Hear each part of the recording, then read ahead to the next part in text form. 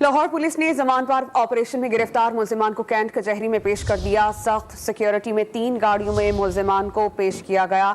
इस पर हम बात करते हैं डॉन न्यूज के रिपोर्टर राना बिलाल से। राना बिलाल, बताइएगा इस मौके पर सिक्योरिटी के क्या इंतजाम थे और समात का क्या बाकायदा आगाज हो चुका?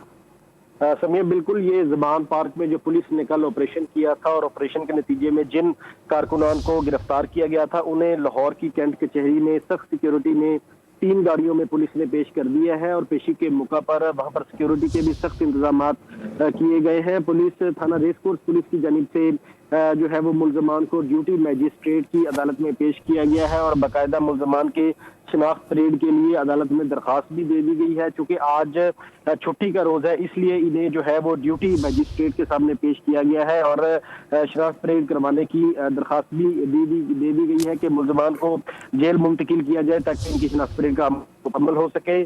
ताहम अभी तक इनकी दरखास्त पर समाअत नहीं हो सकी। अब अदालत में वेट किया जा रहा है। कुछ ही देर बाद अदालत समाअत करके आज की प्रोसीडिंग से मुतल्लिक हुक्म जारी करेगी।